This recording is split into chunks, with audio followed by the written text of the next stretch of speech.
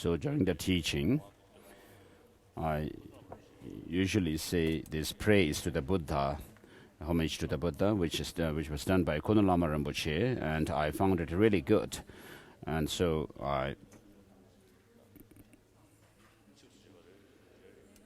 each day of teaching, Kunu Lama Rinpoche said praise, a different praise to the Buddha.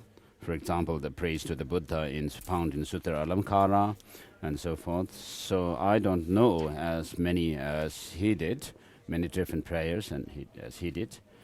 But Master Nagarjuna's praise to the Buddha in gratitude for his teaching of dependent origination is very marvelous.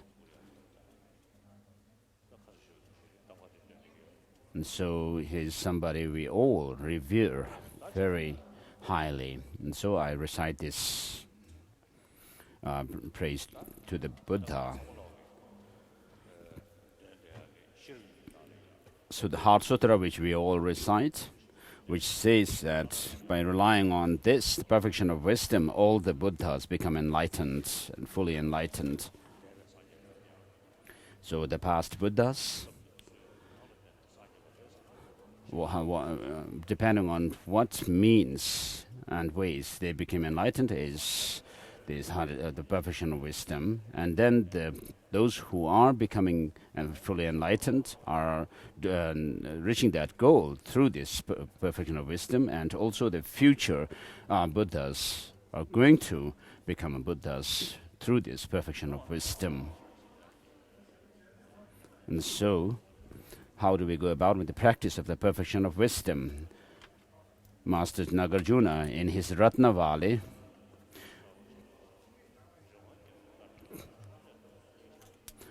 if you wish to reach enlightenment for the sake of yourself and others, you should develop this mountain-like, the king of mountain-like bodhicitta, and great compassion and the non-dual wisdom.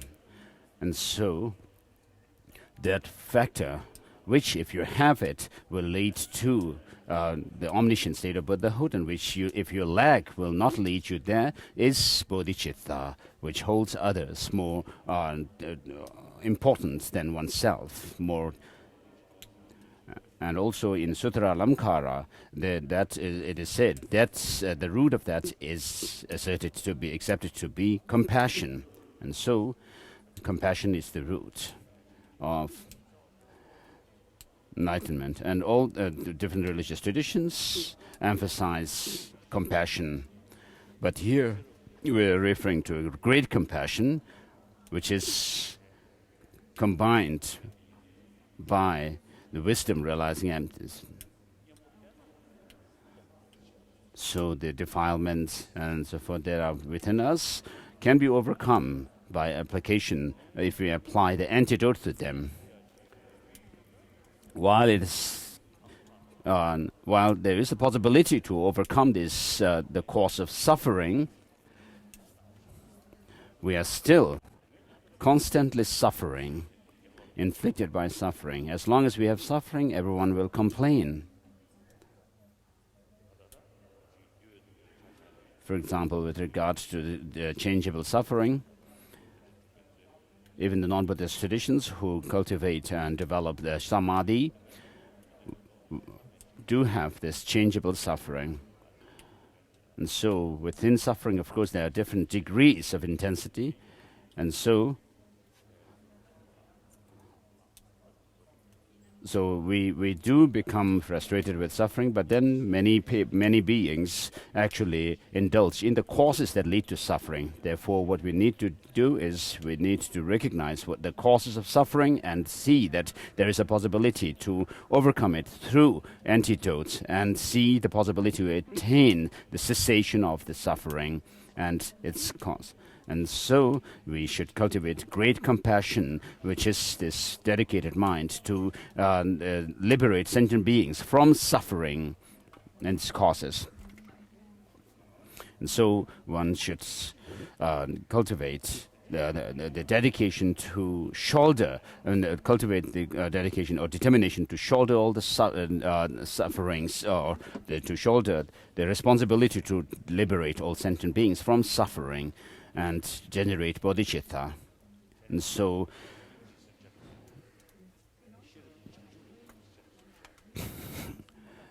in perhaps Haribhadra's Aloka lamp, it is said that with wisdom, the bodhisattvas focus on enlightenment, and with compassion, they focus on sentient beings.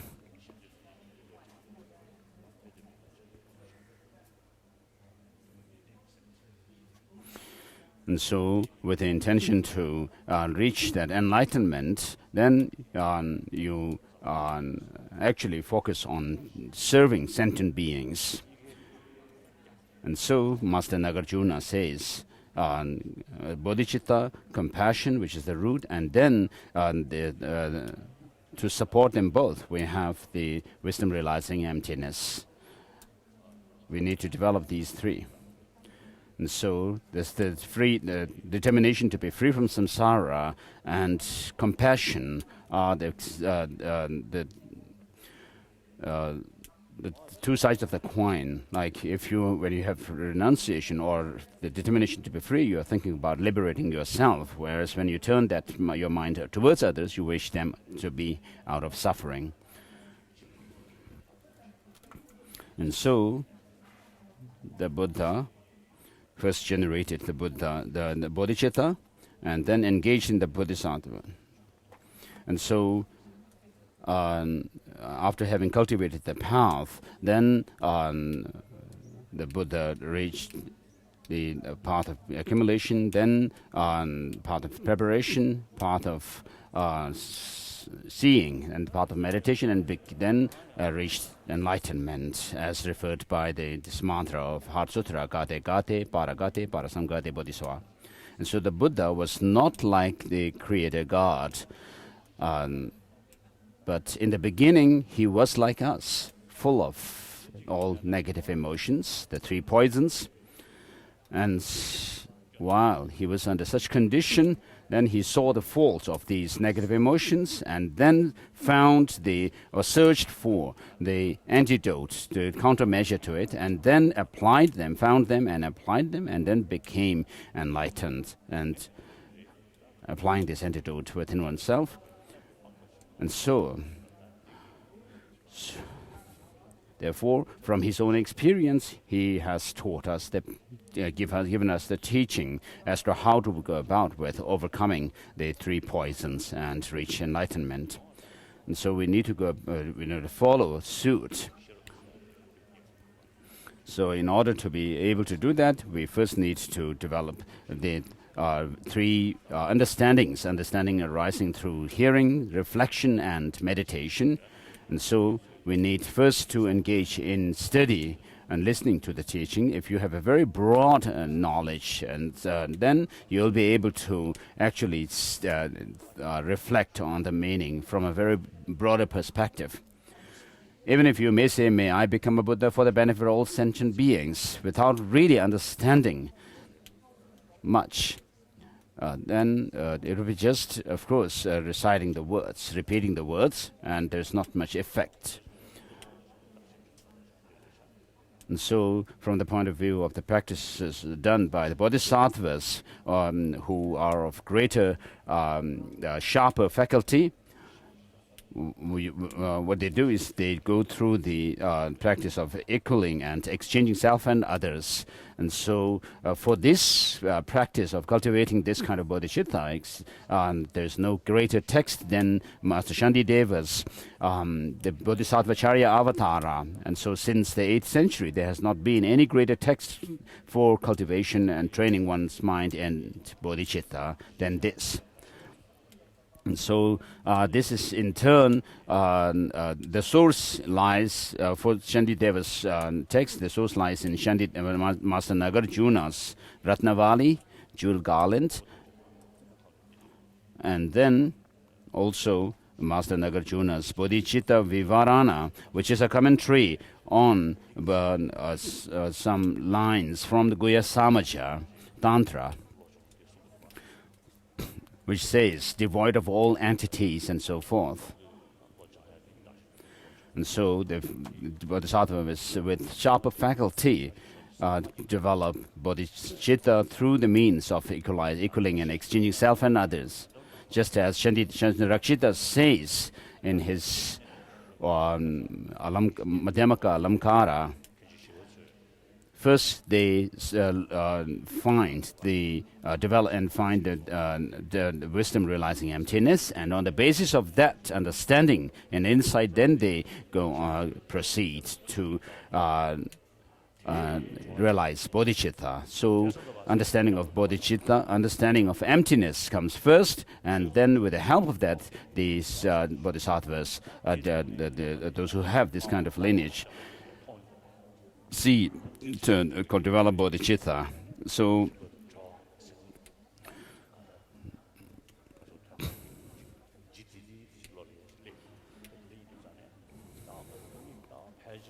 So when you understand emptiness, then you'll be able to see the possibility to overcome the delusions and so forth, and then you will see the truth in the teaching of the Buddha to reach enlightenment and cessation and so forth, and you will find a very deep admiration and faith in the Buddha based on reason. So for those of sharper faculty within the follower of Buddhism, perhaps they first realize emptiness and then see the quality of the teaching of the Buddha, and then they develop their faith in the Buddha. Perhaps they perhaps before even taking refuge in the Buddha, they would have realized emptiness, and that helps perhaps to have some understanding of emptiness would help them to develop wisdom, the taking refuge in the Buddha. And therefore, for such person, the understanding of emptiness really helps for them to develop the path. So what I'm saying is that Bodhisattva Charyavatara and the 6 texts by Nagarjuna use lots of reasoning to explain the different teachings. And the more reason you have, the more broader your mind would be, and that would be give you greater force to combat with the self-cherishing attitude and grasping at self and grasping at true existence. Otherwise, just saying, I take refuge in the Buddha, Dharma, and Sangha, may I be able to reach Buddhahood and so forth, may not be so strong. And so therefore it is very important to have very broad learning.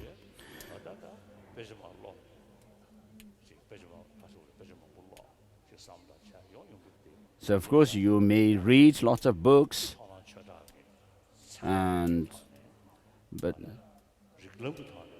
there may be many books that you may read to develop understanding, to have knowledge, but we need to develop study Master Dhammakirti's texts, such as the Pramanavartika and so forth, to bring admiration and faith and so forth based on reason. So Tibetan Buddhist tradition has this tradition of studying this text on logic and epistemology, which is not there in the other Buddhist traditions. So not only do we study the Indian texts on logic and epistemology, but we also have Tibetan masters writing commentaries and their own texts on logic and epistemology, such as Sajya Pandita's the treasury of reasoning and so forth. And those in the past, the Sakya tradition has much learning of logic and epistemology. And then later on, the Gelug tradition, it started with Tsongkhapa. And so in these traditions, we have the different texts studied, classic texts, such as in the Sakya tradition, they talk about 13 different classics. And then we usually also refer to the 5 canonical texts, literature. And then in the Peiyou tradition also, they have many different classic texts, such as the 18 great treatises and so forth. And so, as I usually say, the Tibetan Buddhism is the tradition of Nalanda. So we have the 17 Nalanda masters' writings, which we memorize, and then, as I already said yesterday, we study the commentaries to them, and through rigorous study and through dialectical debate, putting them these texts to rigorous examination, and in this way we preserve and promote the Nalanda tradition, especially in the great monastic institutions like the Densasum and so forth. You have been doing this. And so in the beginning, after we came into exile here in South India, you lived amongst the monks at that time, lived in bamboo sheds. I also had stayed in bamboo sheds. It was quite cool to stay inside. You can actually have the breeze blowing through the walls, and so again, Pema Gyaltsen and Shagu Khyentse, and then also other abbots really were dedicated to put up with all the hardships and pass on this lineage. And Gingerong Kensur here, and so forth. So they really worked hard to give education to the monastics. So even the students were quite good ones, only a few of them, but so I had said at that time, so you have the opportunity you have this opportunity to study under such great masters like these. So I also had thought that I didn't have the time, but I also wished that I could stay amongst them and continue with my studies more. But of course, it's a really great tradition that we have. But the generations are changing now, and we have new generation of monks. And as time changed, we had more and more number of monks coming out from Tibet and joined these monastic institutions. And then they have done their studies. They do their studies here and then become geishis, or maybe some of them may not have done geisha degree, but there are people who have gone back to their own birthplace back in Tibet, and started a study of the classic texts on philosophy and so forth, where they didn't exist, and then also developed the study further where it had already existed, and also introduced Buddhism to the general public. So there has really been done a great contribution to the Dharma in these ways. So your study of Dharma is not only for your own, for living your own life, but as we say in this prayer of the Lamrim,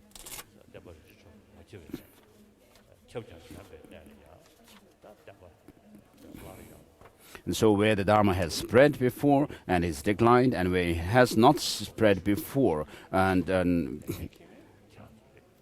may I, moved by compassion, illuminate the Dharma. And so, as the Master Tsongkhapa makes this prayer, you should do this.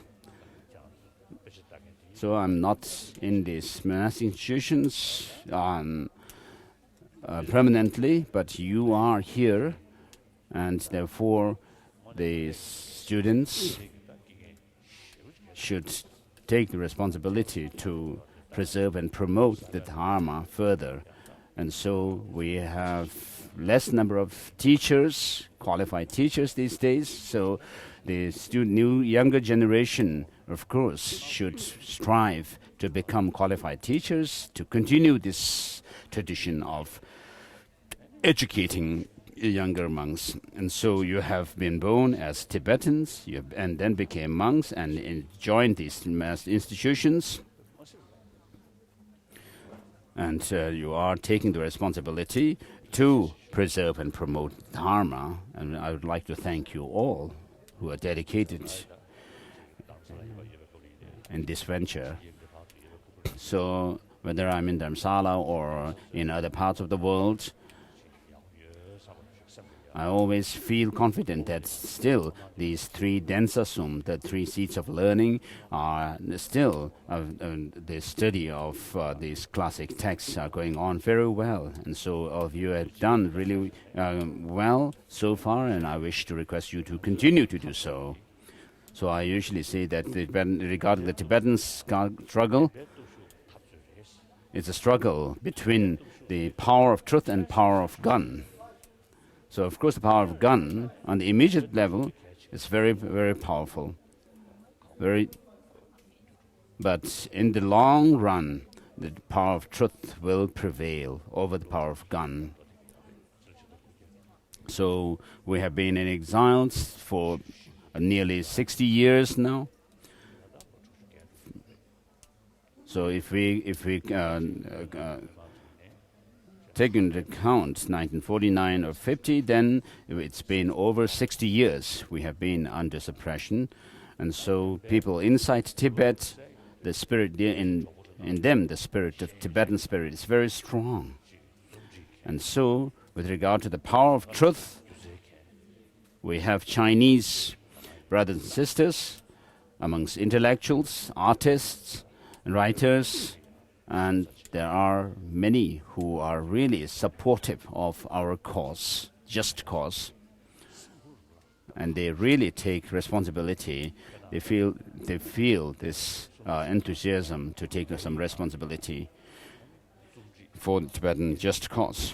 And so in the last 3 to 4 or 5 years, there had been over 200 articles written in Chinese from the mainland China.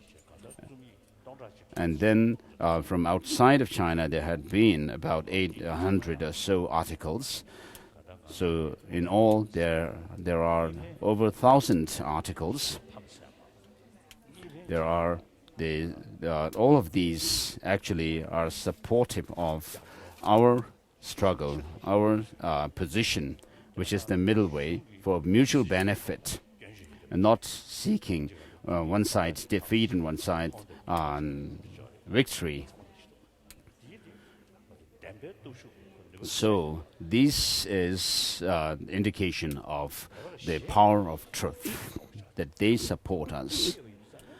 It's very difficult to say that they are afraid of Tibetans, so they see the truth on our side and therefore support us. And so our truth, the sun will shine for Tibet in the end. And so the strong determination and integrity and spirit of Tibet, the Tibetan spirit, is still there. So we have the richest Buddhist tradition in Tibetan language. So the Central Tibetan and then the Dotu and Dome areas, the Tibetans are still, although there may be individual Tibetans who have no faith, no belief in religion, like such as Baba Phunzo Wangyal and Yangling Dorje. They are all communists. They don't have any belief in religion, but they are really strongly dedicated to the Tibetan spirit.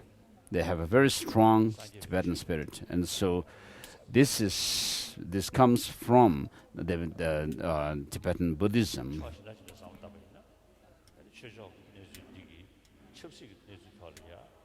So on the other hand, if you wonder whether our Dharma has actually helped the political situation or not, so since 8th and 9th centuries, Tibet remained quite fragmented, and there has not been a time when the whole of Tibet has been united. So today, the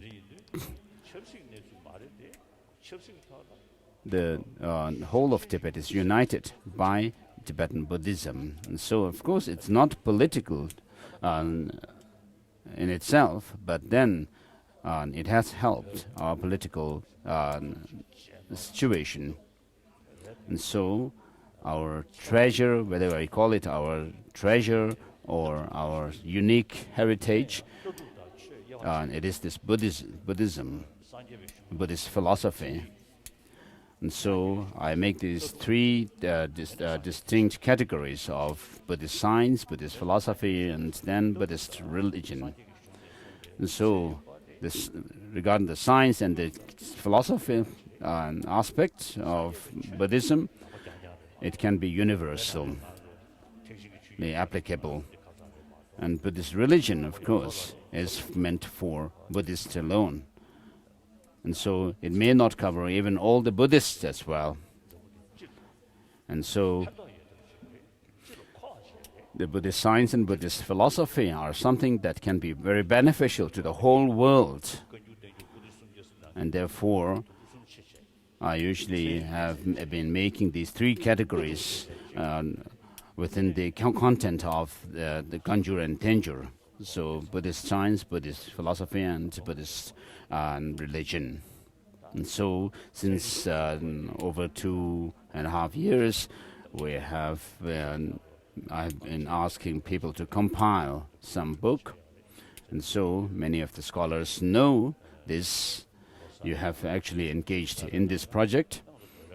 And so in the new year, or in the Tibetan New Year, these books will be published. And so these will be something that through which we can actually make a contribution, effective contribution to the world. So as I said earlier, we have this practice of making tormang offerings and toryak, and also certain practices, yantras and so forth, to overcome evils. But after having done them for centuries, we finally became refugees and had to live a very, very sad and poor life in the beginning.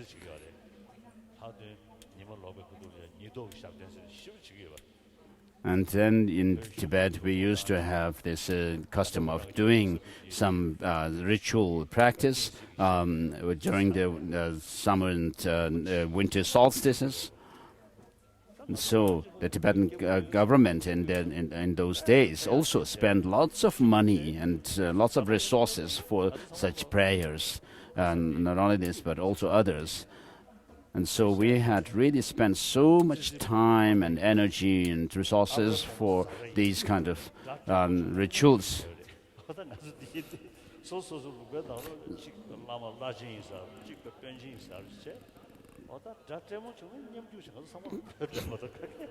So we had leaders and rulers and then subjects and so forth who were ruled. But then in the end, when we had to come into exile, we all came as the same people, and we had no differences, as we have the saying in Tibet. And so, to be frank, the 13th Dalai Lama sent some Tibetans to study in England. Why it didn't become successful? It was because the abbots of the Densasum were against this project that the 13th Dalai Lama started to educate Tibetans in modern subjects, English and so forth, considering that the Westerners were our enemies. But these days, our scholars all run towards the Western countries.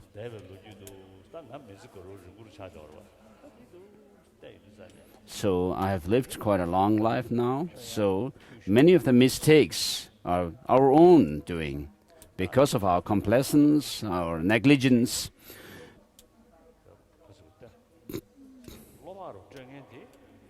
So what gives us some kind of a solace is this Nalanda, pure Nalanda tradition that we have preserved so far. So this is something that we need to be proud of. And so in Lamrim Chemo, Tsongkhapa says, the purpose of having studied is to practice, and therefore it is important to apply whatever you have studied into practice.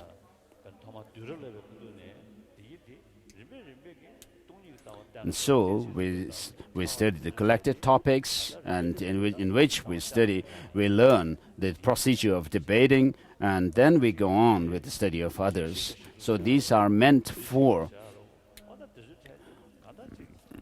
understanding the reality of how things are. And then we also study other topics like causality, and then relationships and contradictions and so forth. And these are actually teaching us how to see reality. And therefore the teachers must introduce to the students that the purpose of their study is for actually continuing their studies into practice. And so there was one Serajey Geshe and Chadal and so forth in the past. So right from the beginning of the study of Parchin, the study of Prajaparamita texts, they have actually taken these studies for the purpose of really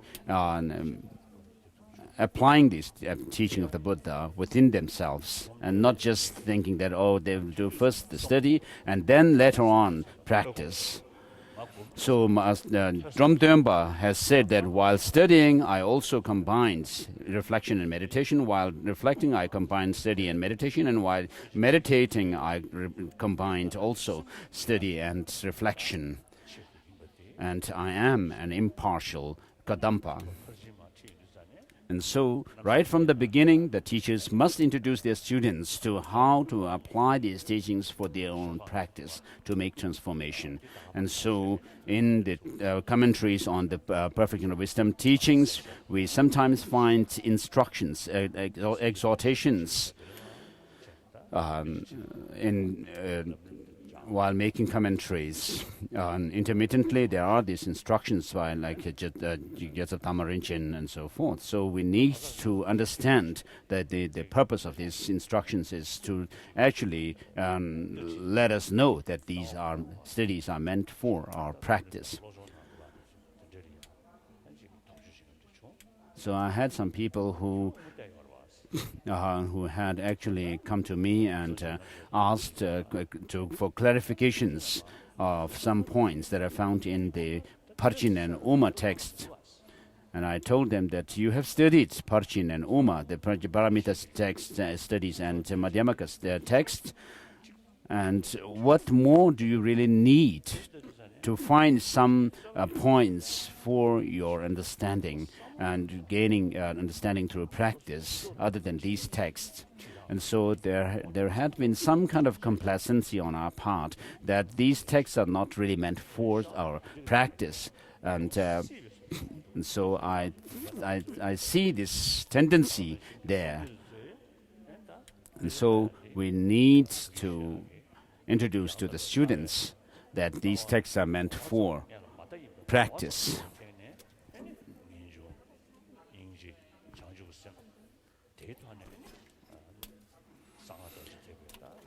So that they are. And so right from the beginning of our studies, starting with the collected topics up to the highest study, we should always make the students to see with themselves in perspective, that these are meant for cultivating the determination to be free from samsara, renunciation, compassion, bodhicitta, and understanding of emptiness, and even the tantric practices are meant for these. And so it is better for us to point our own mistakes rather than having others to point them out for us. And then by pointing our own mistakes, we should make changes. And therefore, we should not be complacent. And I always say that the abbots should be very strong in their deliberation in their own monasteries. And I have also been saying we have already talked about really making the Gaden Tripa institution to be stronger and more effective, so that the Gaden Rinpoches could actually take greater responsibility and be more effective in making changes and making corrections and so forth. So that we should not wait until some kind of mistakes have been found to have been made during such and such during the tenure of such and such abbot and so forth. So during each tenure of an abbot, if there is a difference in the quality and the standard of education of the monastics, then during the tenure of some abbots, if they're better, and during the other tenure of other abbots it's worse, then that's not really good. And so we are talking about preservation and promoting the Buddha Dharma, and therefore we need to see where we were lacking in the past and how we need to actually mend that, and then also where we need to actually add more to what we already have, such as this study of science now is already added to our curriculum, which is very good. And so in the past, there were abbots who even didn't know how to sign their own names. And so we need to see that we are able to make this Nalanda tradition that we have an all-round study institution, like in the past Nalanda used to be a study center for all kinds of disciplines that existed in India. And so it would be good if we could also make this our institutions like that. So we have many people from many different countries, like Mongolians and so forth, who take interest in and come to study Buddhist philosophy here. And so we are, of course, we have been making contributing to the world through the study that we do in these monastic institutions. So we still need to do further.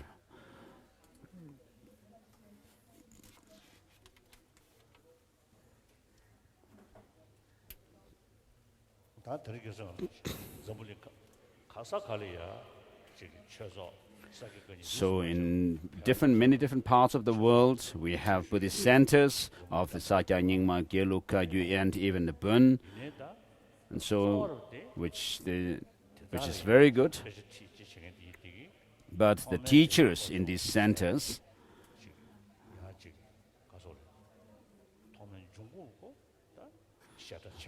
come from these monastic institutions, the great monastic institutions, like Namdra Ling Monastery also, which was established by Pedno Rinpoche here, who was very dedicated to do that. And he used to tell me that in the past that some Dzogchen masters have told him that they were displeased for him to have started this study of the academic study of great classic texts through dialectical debate. But he actually persisted to set up these teachings and continue it. And so when I was in Namdrling last time, I told them, the monks there, they do study Parchin and then Uma, the study of Prajnaparamita and middle way. And also I told them to have the study of Tattva Samgraha by Chandarakshita. the great treatise on logic and epistemology, and also its commentary called the Commentary on Difficult Points by Kamala Shilla. I actually suggested them, and they have a 9-year study program, and on top of that, if they could actually specialize in their monastery the study of these two texts by Chandarakshita and Kamala Shilla, the father and the son. And I suggested this, thinking that it would be good. And then in Dharamsala at the Institute of Dialectics, also I also suggested to study this text by Chandarakshita. His Holiness is looking for the deputy director of IBD, Geshe Gesang Damdil, I think. So we had talked earlier to actually include this study of Chandarakshita's text, and you told me that it is very difficult text. Yes, that's true. I also read it, and it is very difficult. But if we say it's very difficult and then leave it aside, then who will actually take care of this text? In the end, if everything that is difficult to be left aside, then there may come a time when people would say, "Oh, this is so difficult. We are not able to study it. Let's just burn this." So, this is what I wanted to say, and I suggested the Namdra Ling to have these. And so, during the time of the Jetsongkhapa, he actually had taught, there was this tradition of teaching the Abhisamaya Alamkara together with the 21 different commentaries, the Indian commentaries.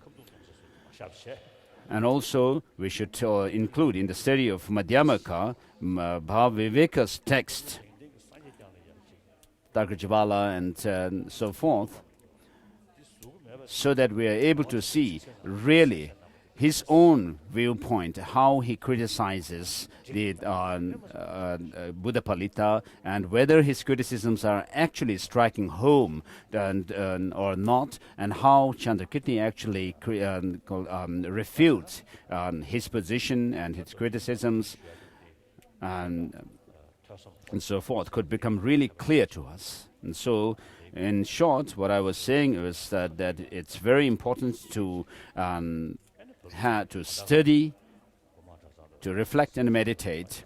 And so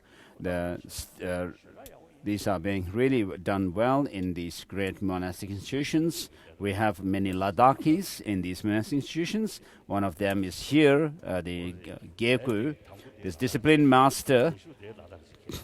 So in this assembly, we have a Ladakhi in the top seat, and then on top of the row here next to me, and then also we have a Ladakhi down there, the discipline master of Serajey.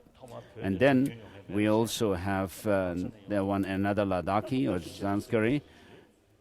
You have been really, really helpful in dedicated, worked hard to bring Ladakhis into these monastic institutions to have more students. So the Ladakhis, because they have come from such a high land, when they first got here, they said, now we are in this hot climate, very close to the ocean, and they were actually complaining because of this the climate here. And so you have done really well to bring these students here in the beginning.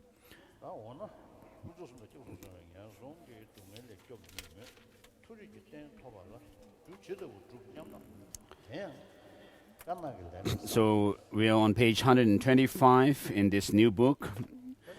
When you take refuge in them, the three jewels have the ability to protect you from suffering in the lower realms, but you wondered what kind of causes you must produce to attain high rebirth. So the main thing is to train oneself in the 10 virtuous actions and the discipline or the morality of the precept of avoiding the 10 non-virtuous actions, and then take refuge in the Buddha, Dhamma, and Sangha. And then the Tathagata himself, of course, have gone through the training over 3 countless eons.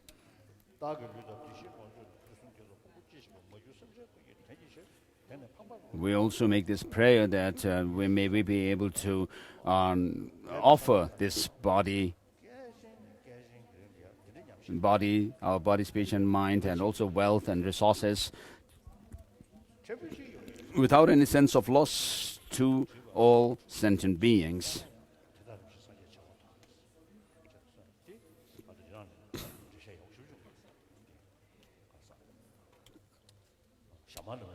So Serajey Lamrim has a very good explanation of this verse. Serajey Lamrim is a very good text, and it touches on the difficult points and explains them more in detail.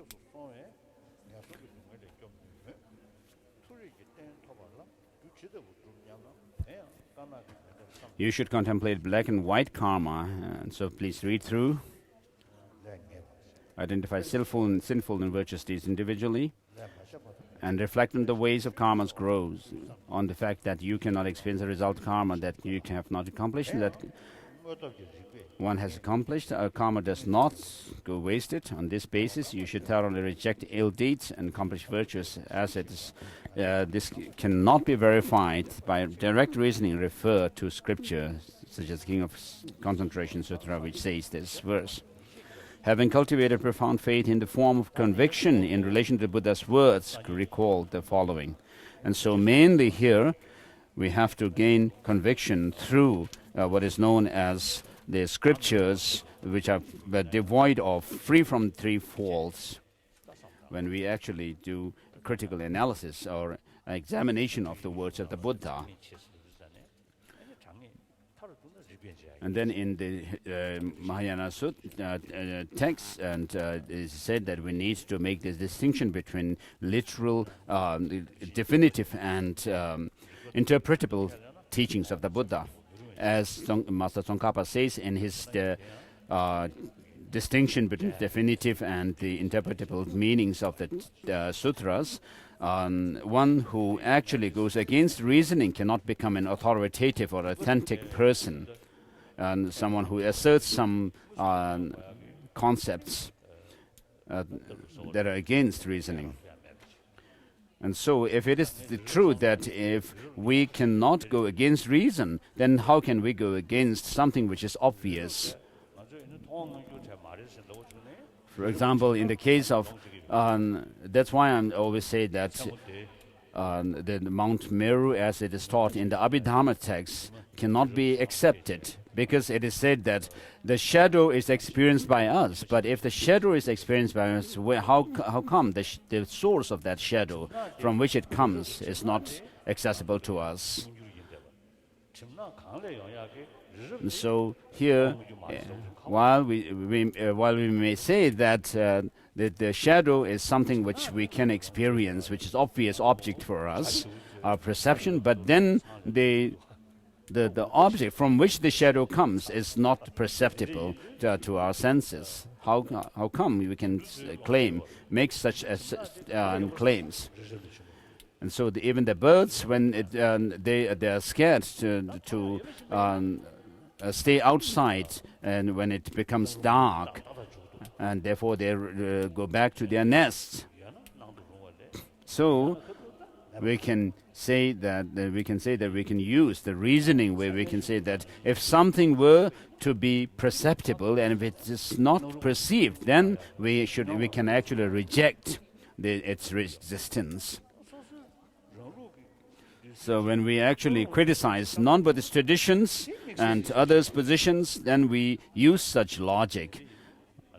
And when it comes to our own belief systems, if we can not use the same logic but hold on to what is totally against our perception, then we cannot become authoritative or authentic people. And so you can see the reason why I reject the Mount Meru as it is taught in the Abhidhamma text.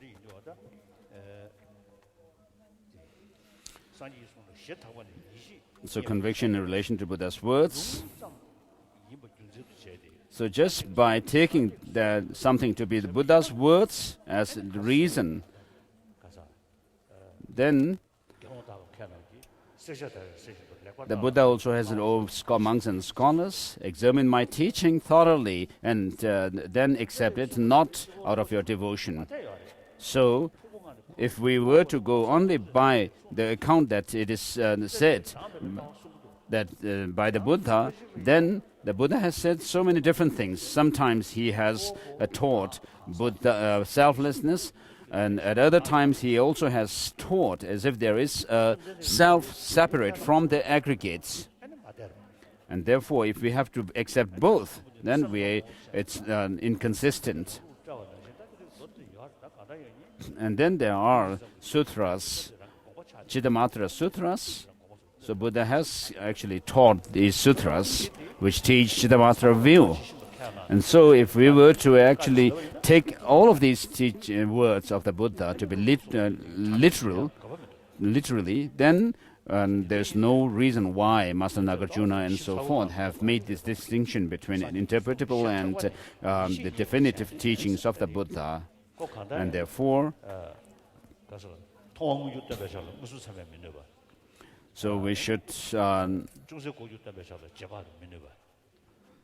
with regard to the obvious things, they should not be contradicted by direct sense perception, and then the slightly hidden ones should not be contradicted by inference, and then the very hidden ones should not be contradicted by authoritative scripture. And so we need to think along these lines and then make these distinctions and find faith and conviction in the Buddha. So with regard to the very subtle workings of karma, there are cases of very hidden phenomena. And so I always say this. For example, our date of birth, each of us do not know it by ourselves. We need to rely on someone whom we consider as authoritative. So I was born, for example, said to be born on the 6th of July, 1935. So of course, I cannot know it by myself. But my mother and people who were around there, then I have to rely on their words. So there's no way I can actually do any kind of analysis, critical, inferential analysis into it. Therefore, I have to take their words to be true. And so, first of all, we need to see that the person whom we rely on is someone who is very stable. He must be a witness, he or she must be a witness to it. And there's no reason why he or she should tell a lie. And also, with regard to other points, other things, the person also has been really reliable. And therefore, with regard to this particular, point, I can also take the person to be reliable. And so, similarly, with regarding the words of the Buddha, as we said, there are the two goals of higher rebirth and definite goodness. So, the means to attain this definite goodness ultimately is the understanding or the teaching on dependent origination. And this cannot be contradicted by reason. Not only that, it is also supported by valid knowledge. And therefore, the Buddha's teaching, so in such thing, it can be taken as authoritative. Nothing is hidden from his perception. So this is a unique quality of the Buddha as well. So in the Sakya tradition, we have the authoritative scripture, authoritative shastras, authoritative master, and authoritative experience.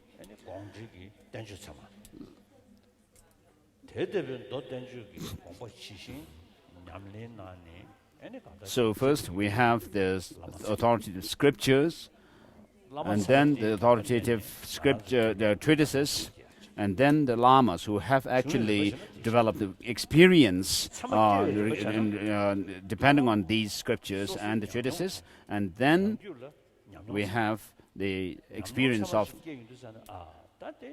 that comes to oneself. So this is the chronological order how these come down to us. Whereas when it relates to an individual like us, first we need to develop the experience of the teachings, and then through that we can see that our masters are actually authentic, and the teachings that they have relied on and studied, reflected and meditated upon, such as the great treatises, are seen as authoritative and authentic. We can also sometimes feel that when we read texts like Nagarjuna and so forth, and we can actually feel something is there.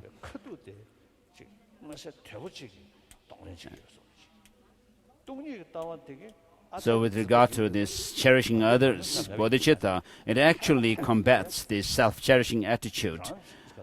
But as we do not have the experience of emptiness, it doesn't really seem to that this can actually help us to combat the negative emotions. I'm not saying that I've realized emptiness, but I still hope to reach the level of realization of emptiness. So when I read these texts, by the classic texts, I always feel that, oh, this is what I also understand, and so forth. So I don't remember what Ngoto Tongyi had said, and I discussed with him. Oh, okay.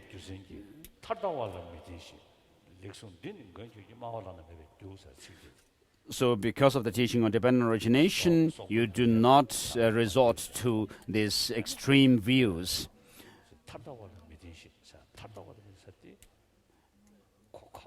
And this is an impeccable reason to see your authoritativeness. Teachings of the Buddha.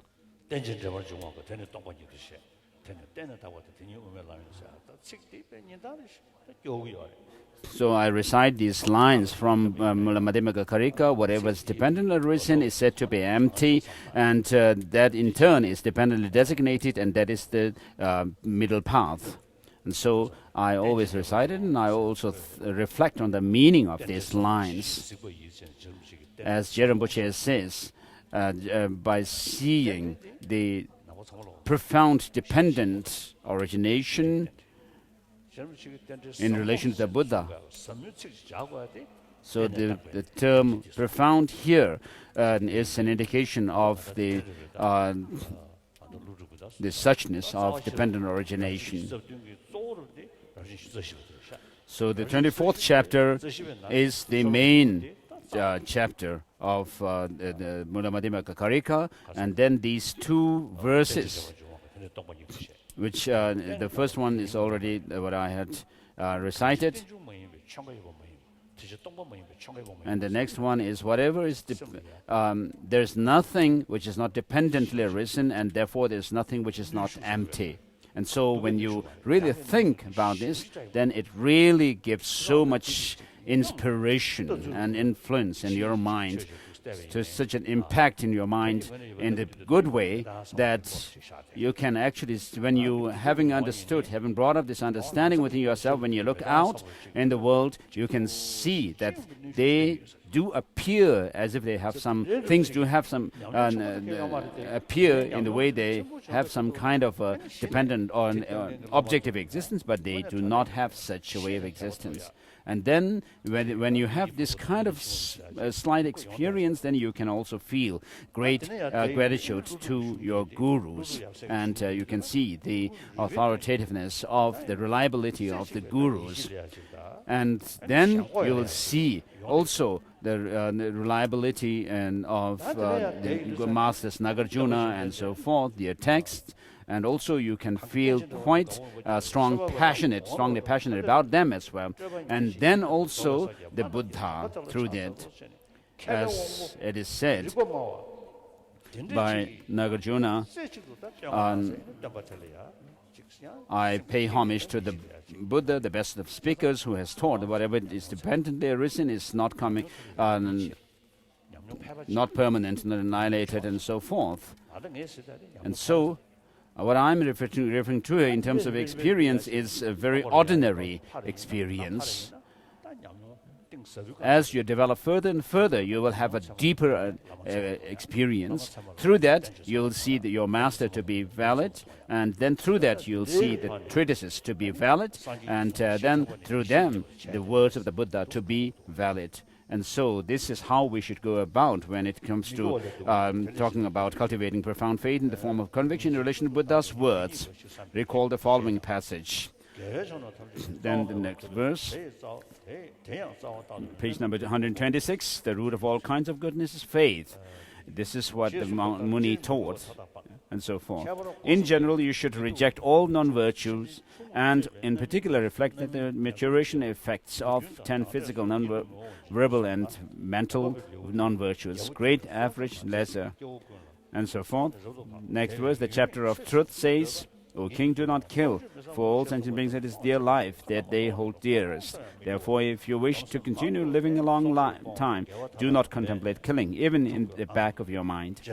As explained here, thoroughly cultivate the intention to abstain from killing and so forth, and do not let even the thought to do ill arise in you. You must strive to accomplish all forms of virtue as well, abstention from taking life and so forth. To quote Rinpoche, it is not certain that after that you will not be reborn in lower realm, and so forth.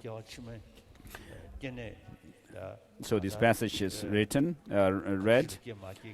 So whether where we are going to be reborn in the next life or not, the final decision comes is dependent on the state of mind at the time of dying. So when you are about to die, at that point, the mind, if it is influenced by strong attachment and anger, then there is great danger. Even if you may not have been able to do quite good practice, but if you are able to bring up very strong virtuous state of mind at that time, then it can help you to have a higher rebirth. So I always have this confidence that I will reflect on bodhicitta at that point of time in my life. And so we are all going to die sooner or later. But mainly, apart from doing all the rituals and so forth, if you could focus your mind on bodhicitta and the understanding of emptiness, if you can also, then you can read Master Nagarjuna's, Master Shantideva's Bodhisattva Charyavatara to reflect on these, and it will be really, really beneficial at the time of death. It is not certain after death and so forth. This will depend thoroughly on pondering black and white karmas and their effects, and on successfully rejecting the former and accomplishing the latter. By observing the ethics of abstention from the non-virtuous, you'll attain a good rebirth. However, to realize supreme omniscience, you also need to be born as a good family with a pleasant physique and so forth. In other words, you must ensure that you have the eightfold maturation qualities. This is by refraining from harming. And so, by offering lights and new clothes, so we do these practices and overcoming pride and expecting others and so forth. So relying on remembrance of vigilance and vigilance, you should follow this instruction. So if you look in the world, we see all kinds of people who in their wish to gain more wealth and resources actually deceive others, be dishonest, and so forth. So if you are surrounded by such people, they may also influence you. So we have to be careful. So instead, restore your pledges in the ways that corresponds to the kind of transgressions that you have committed. So confess your sins with all the full remedial forces and strive to ensure that misdeeds and transgressions do not taint you. And then Jerambuche's verse. Once through meditation, you have turned from preoccupation with this life and generous spontaneous concern for the excellent future life. Your training in the lesser being's path will have been successful. So in the 4 ways of turning mind away from attachment, if you are attached to samsara, there's no renunciation. If you are attached to selfishness, there's no bodhicitta.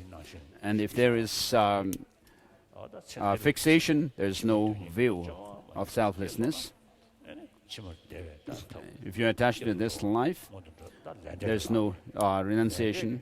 And so, of course, the practice of based on the understanding of causality is there, even in the non-Buddhist traditions like Hinduism, Indian non-Buddhist traditions, as well as Christianity and so forth.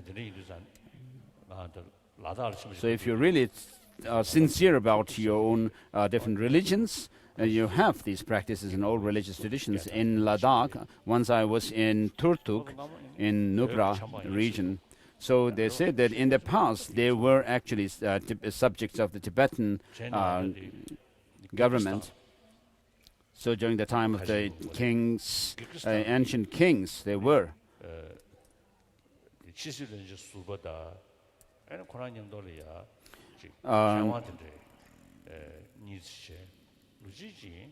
So one time I met a former foreign minister of Kyrgyzstan, and with some of his co-workers, they brought a picture of Om Mani Padme Hum inscribed on a stone, this mantra, and the handwriting was very, the inscription was very clear. And so they found it on top of some coffin that they had dug out in Kyrgyzstan. So they called Tibet in the past Tibet. So they find in their old documents the mention of Tibet as being one of the countries in the past. And so this inscription of the mantra Om Mani Padme Hum in Tibetan was found in their country. So it seems that our emperors had influence in these regions. And so in Turtuk in Ladakh, near Nubra, he said that Muslims actually respect and submit themselves to Allah. And then he said, if they also need to respect all the creatures of Allah as well. So there is a reason, isn't there? So the more you actually respect Allah, the more you should also take care of the creatures of Allah. So that's what he said.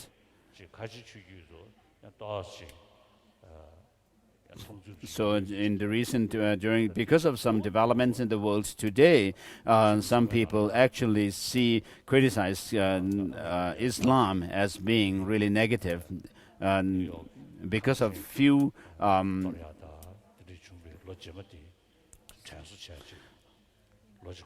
misbehaving Muslims. So I was in the commemoration of the September 11th incident in Washington, in a Christian monastery, the Christian cathedral. And so at that I said that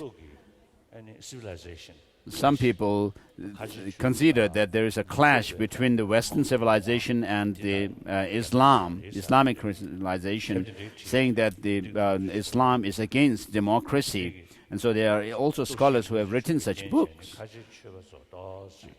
And because of the destruction of the two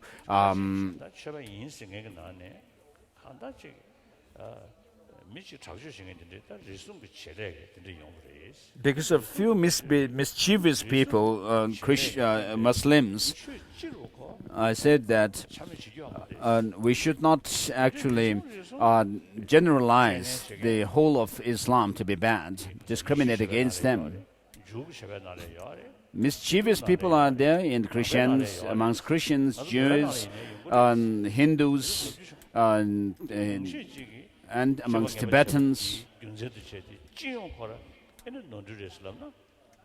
So because of few mischievous people, if we generalize the whole of these religious traditions, then it's not right. So all the religious traditions which teach love and compassion, and of course if the followers sincerely practice these, then there is also the practice of tolerance, forgiveness, avoiding the 10 the first 9 non-virtuous actions. And then with regard to the wrong view, of course, we can interpret it according to the different religious traditions in context to their own philosophical concepts. So these 10 practice of the abstention of the 10 non-virtuous actions is something very common to all traditions. So whether these practices become Muslim practice, Islamic practice, or Christian practice, or Buddhist practice, they needed to be complemented by the practice of taking refuge in either in Christian, in Islam, to Allah, and God, in Christianity, and then the 3 jewels in the case of Buddhism.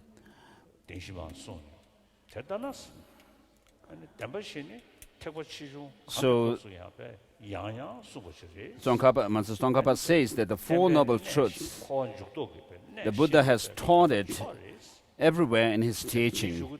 And understanding this is very essential to understand the complete structure of the Buddhism. And so one should introduce one's students to the Buddha Dharma through these 4 noble truths. As said, this is what I do, that's why.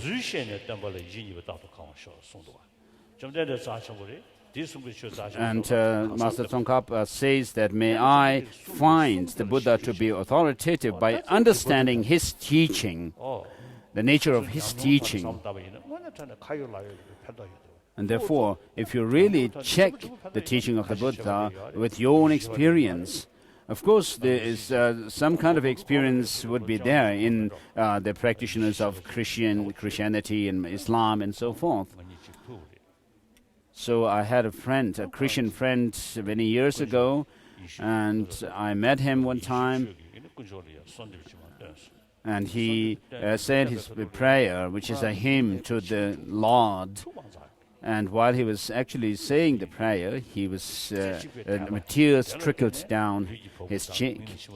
And so when you have this kind of strong sense of giving in to your own God or something, then of course these things happen. You can also see around these Tibetan villages, in the settlements, around the settlements, some Christian nuns working for very poor, needy families in Indian. So I want to tell, can I tell this story to you? So there's a leader of an Italian autonomous region, South Tyrol region. So I heard that he was sick just recently, and one time he came to Mundugod, and so he saw the Tibetan settlement there, and then after that he went to Bangladesh, and he saw Christian practitioners living in very poor villages and working for the health and education of the village. And some of them told him that they are Tibetans. So some of his colleagues had said that, told him that the Tibetan Buddhists are actually living beside all these Indians who were really poor, whereas and they are not working in those Indian villages, whereas the Christians actually are working for these Bangladesh poor people, villagers in these regions. So I have already suggested before that if we really build grand buildings, of course this money that come from sponsors who actually think that they're helping us poor Tibetans. So we should really consider and rethink about building grand buildings, and because where we are living is besides these Indian villages which are very poor. So then with regard to building huge statues of Buddhas and other masters, one time in Revalsar, of course I went there where there was there is this huge statue of Guru Padmasambhava, and I told during the teaching, I said, of course I respect Guru Rinpoche, and I said this statue may remain for 1,000 years, but it will not speak to us. Whether it's hot, it'll just stand there. And if it's cold, it'll still remain smiling. And even if some birds land on its head and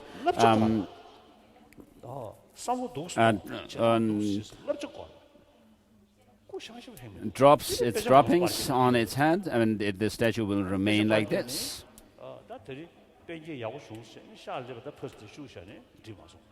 So we have these texts which we should not just leave in the altar, but read, frequently read them, and also think about the meaning, and also meditate frequently. So when it comes to studying Lamrim Chema, for example, many times what happens is, until the point where we reach the insight part, people read them a lot, and the pages of the scripture also get worn out. But when we reach the inside part, the pages remain rather clean. So we really need to read these. And so we should read the parts of pertaining to beings of intermediate great scope, and then the shamatha part, and also the Laktong insight part, because Tsongkhapa really goes into more and more greater detail as he goes down in explaining these different aspects of the practices. So some lamas first write very extensively. As it becomes more and more difficult, as they go into more and more difficult points, the explanations are thinner and shorter and shorter. And so Je Rinpoche is not like that. With regards to, for example, identifying the object of negation to understand and gain insight into emptiness, he has done it in great detail in the Great Insight section of Lamrim Chemo. So what other book could we actually find than this one? in great detail. So with regard to 10 virtuous, non-virtuous actions, abandoning 10 non-virtuous actions, these are something common to all religious traditions.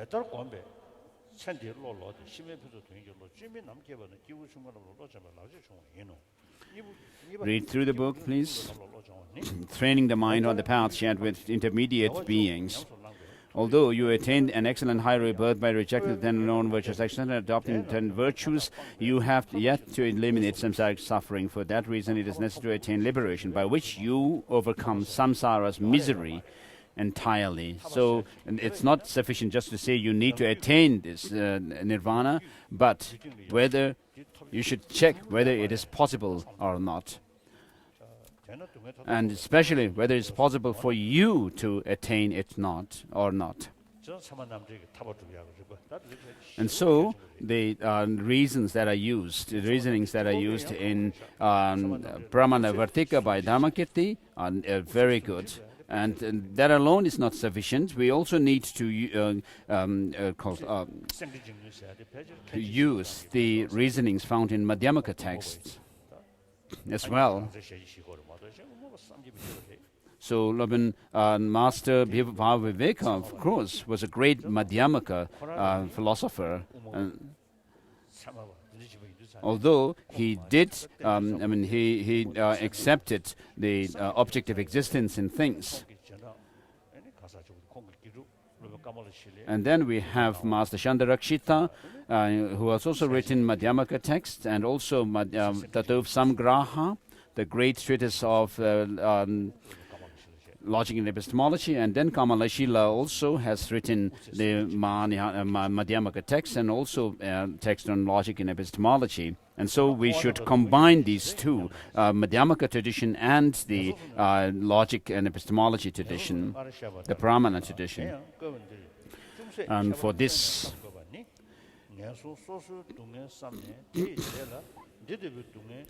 you may wonder what the suffering of each level of samsara are. And those of the 3 lower realms are explained above. In the present context, however, your reflections on these should be more thorough than before. After contemplating the words of those lower realms individually, you can feel, how could I possibly bear that kind of intense suffering for such long periods of time? I must do all that I can do to free myself from suffering of samsara, as exemplified by these. In fact, you are subject to samsara's nature of suffering at all levels, low and high, and not just in the lower realms. Please read through the text.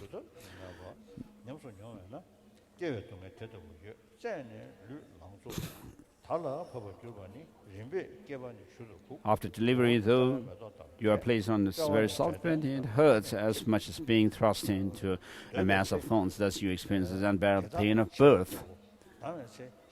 Once born, you progressively grow up, and before you know it, it's begin to age. Your back bends like a bow. Your hair becomes as white as trava flower. And so with regards to this suffering of aging, Gongdang Tenpe Dweme's book and text, which is short, would be very good.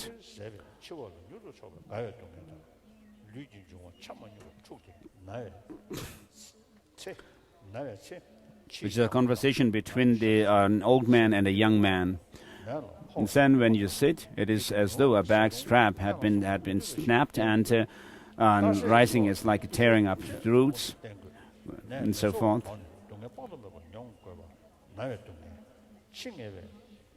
So when your body's elements are unbalanced and upset, now we are into this power,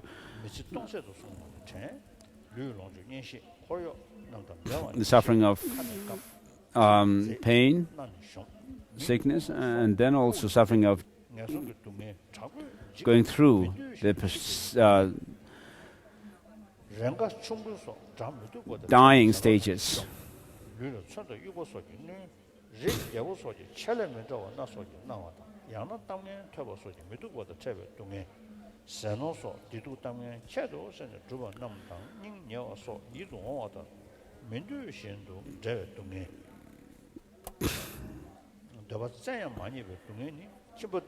The last paragraph on page 128. As for the heart is not achieving the goals you have set. For a householder, this may consist in endeavoring to farm only to see the crops fail due to drought, frost, hail, and so on. In boats, you may face difficulties with the wind and so forth. In trade, you may lose your merchandise or fail to make a profit. When you are monastically, so they constitute the pain of failed aspirations. So, the 5 aggregates are the nature of some suffering.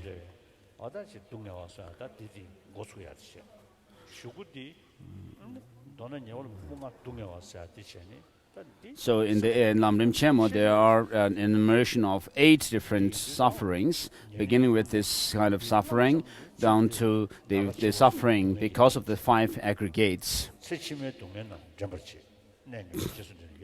So once you have taken birth with appropriate aggregates, on their basis you experience all the misery of this life, illness, aging, death, and so on.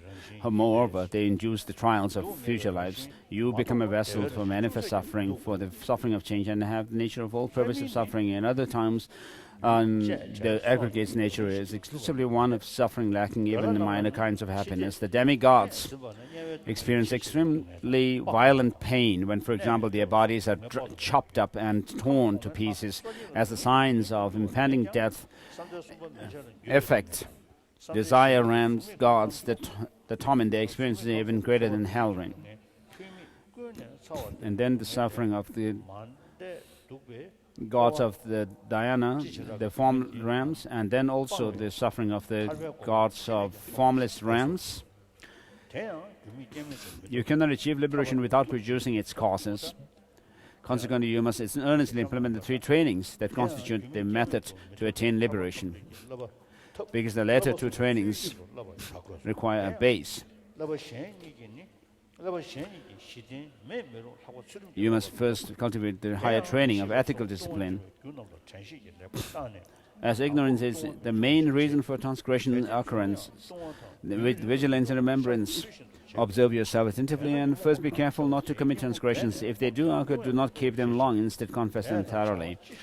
Meditate energetically on the antidotes to your major clashes and ensure that you are not tainted by transgression and that nothing that you do is ever in conflict with our guide's teaching. In this way, you will not let yourself down. Quote Jerome Bache.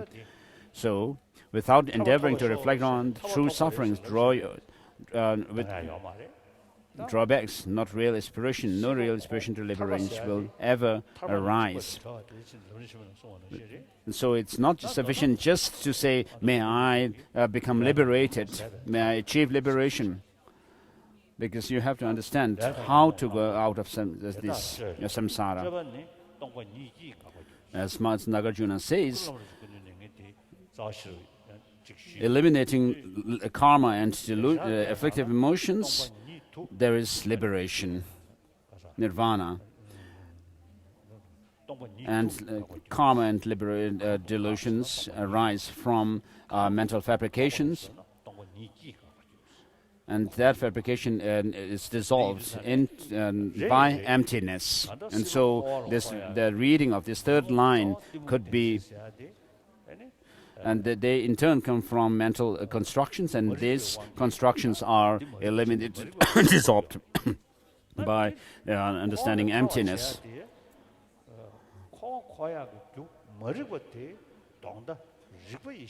So what binds us and brings out into the samsara is ignorance. And we have to see whether this ignorance can be eliminated or not.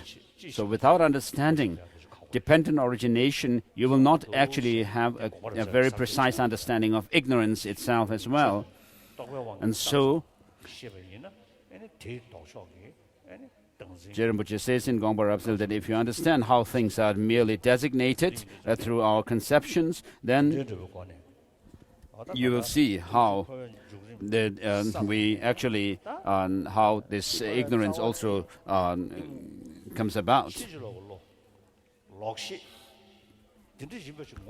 So when you are able to see that this ignorance is something which is distorted view, once you see that, then you can also see that there is always a possibility to develop this knowledge of the reality as opposed to this ignorance. So that and knowledge is an opposite or opposing factor for this ignorance. So far we have been slaves of this ignorance, but if you really look at the root of it, it is distorted. And the object that it perceives is not there at all, even in convention. And therefore, using the reasonings that you find in the Madhyamaka tradition, Madhyamaka text, you can see that whether it's an experience inside or the objects outside, they appear to have some objective independent existence, and that in turn leads us to have attachment and anger and so forth. We don't need to talk about religion or resort to some scripture to see this fact, but there is an American psychiatrist, his name is Aaron Beck, so he's not a religious person, but he is a psychiatrist helping people with psychological problems and advising them. And he has written a book which the title says The Prisoners of Hate.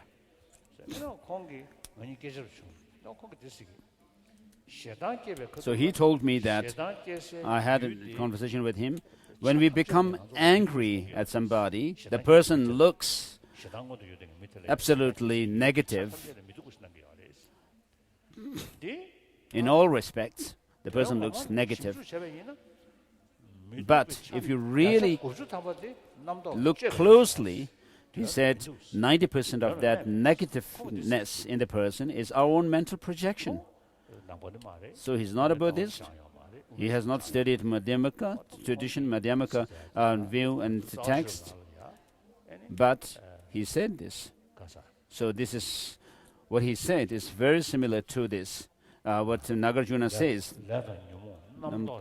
karma and delusions come from our wrong conceptions. So the karma which brings us into samsara, which is brought about by our negative emotions, and that in turn is brought about by this wrong mentation, inappropriate mentation. So this is exactly what he said is exactly what Nagarjuna also says.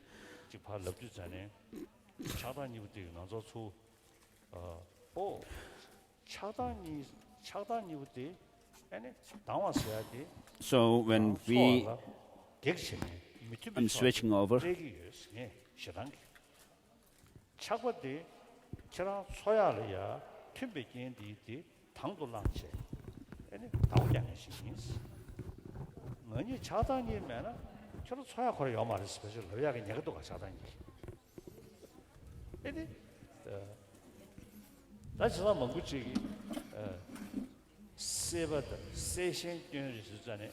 And when we speak about the attachment and desire is something which is born or by its own nature as faulty. But then again we speak of two desire. Even in terms of bodhicitta, we refer to as two desire. So it's important that we have a certain desire. Without desire, there won't be any moment. And without desire, we won't be able to find even our foods. And if there is no protection, which comes by the anger, then we won't be able to guard ourselves against other. So the anger and the desire tell us that they assist us in surviving. Then if they question us in this way, then how should we answer to it? If without the desire, there won't be any attachment and to our body, and when we are sick, we won't take medicine. So the reason why we take medicine when we are sick, it is due to our attachment to our body. So this is a question, and we have to, how we should answer to it, is that that is true in that sense and perspective.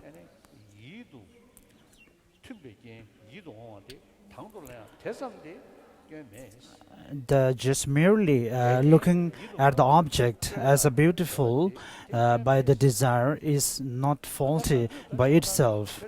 But the reason why we object to the nature of the attachment and the desire is that it arises through a causes which looks at the object which is much beyond the reality of all the phenomena or the object. Against we get desire or anger.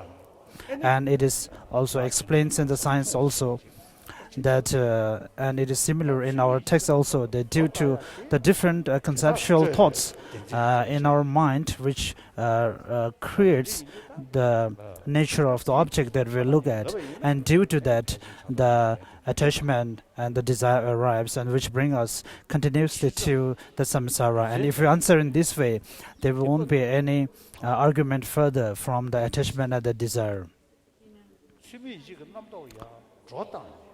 And when these conceptual minds which precedes the anger and attachments, they are the one which derives the anger, and they creates or they create the object in such a way which is against or which is even beyond the nature of that object.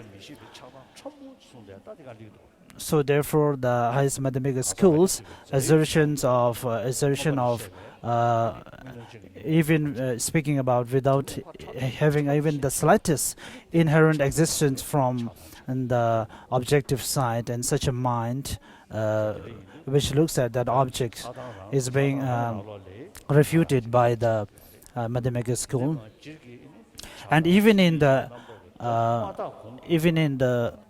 desire and the attachment, there are different levels, a subtle one and the gross one.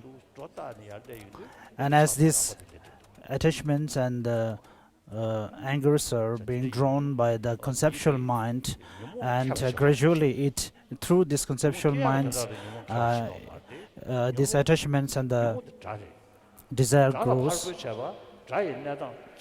So in order to eliminate those desires and eliminate, or in order to meditate the antidotes for these opponents, of course we should understand the nature of this mind. Then if you go further to fight against this, and if your enemies becomes even more stronger than you, then you have to run away from it. There is no other way left.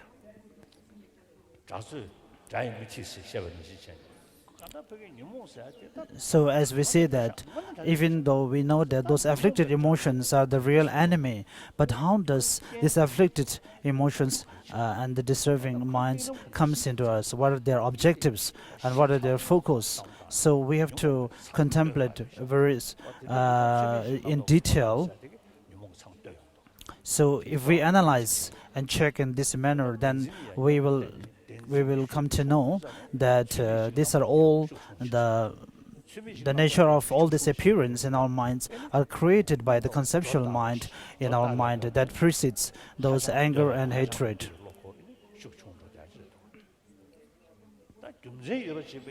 So if it is something that is based on reasons, and maybe we can draw a distinction here, and maybe the affected emotions are something which is born inherently without not depending upon any causes or reasons. And the inherent, those kind of the graspings that comes inherently as a human being, as we are born as human beings.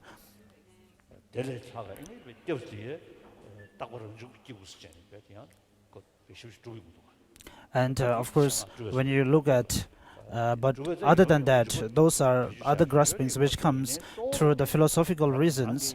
The wrong reasons are all caused and arises due to the different views of the philosophical tenets and the schools. Their views of the self as independent and independent, so draws those graspings in ourselves. And of course, automatically we are able to generate a compassionate mind towards our dear ones. And when we speak about meditating on compassion and mercy, we speak about contemplating or training gradually in a process. And automatically, as we know that it comes to our near and the dear ones, and the family ones will come automatically. So what we need to be trained is the compassion and those mind towards our enemies and the neutral ones, which need to be accustomed, which needs to be trained for a long duration and time.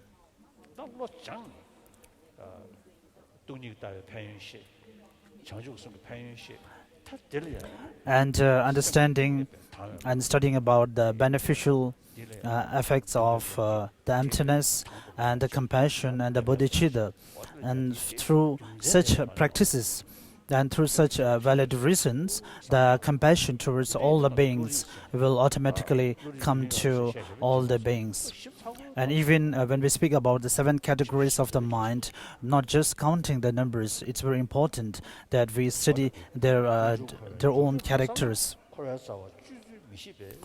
And as it says that without pondering its origins and how they maintain you in samsara, you will never know how to get samsara's root.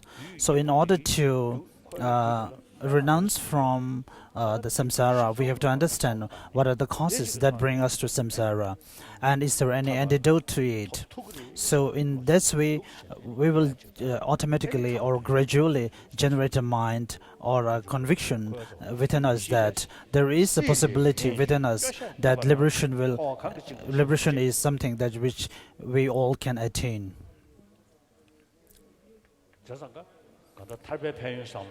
And when we think about the beneficial qualities of liberation, and as I used to say that the Buddha's teaching is to bring happiness to all, not to contemplate on the suffering.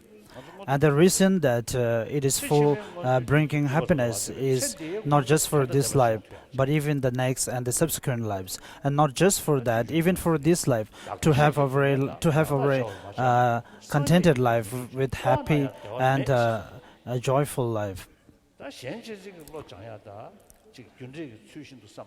And thinking about the cause and effect in such way will bring more friends in this life also, bring more happiness in this life also. So if you are too self-centered and always you have to stay in a pool of frightened and suspicions, and with these suspicions and the frightening will continue, and which will bring unhealthy and uncomfort to your body, and also your facial expressions will be not smile and unhealthy appearance, which will drive away your friends also. And as you have a calm mind and a peaceful mind, of course, your body and the facial expressions also express in a different way, and that's way the friends and everyone will come more towards you. And everyone will feel very comfortable with you. And as I said yesterday, if you feel that you are important, you are considering yourself as important, then there is no possibility that you could make more friends. So in this way, so in order to be happy in this life, it has to come through the practice of Dharma, especially the practice of bodhicitta. In the Mahayana tradition, it is certain that if you practice the beneficial qualities and of the bodhicitta and compassion, that you will get a human rebirth in the next life.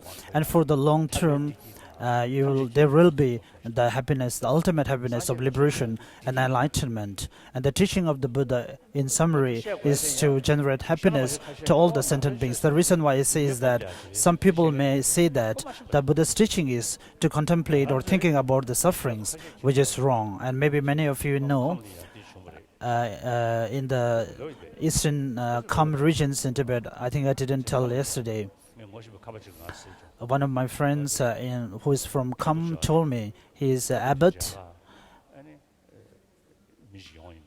Someone came to see the abbot, and that day the abbot was not present. And the person who came to see asked where the abbot went. And the attendant says that the abbot went to bring fear and frighten the villagers. This is in the early 1960s, sorry. In the 1960s, when we first started the introduction to Buddhism, and one of the Indian old men whom I met, he told me that he went to the Tibetan library to listen to the introduction to Buddhism. And he speaks about bodhicitta and also the mind to wish a benefit for others, and it's very helpful. And he congratulated and he said it's very helpful. Then he went for another time, and speaking about the hell, and it's speaking about the hot coals and the cold hells, which is too heat and too severe. So I just came out of it. It's not helping me.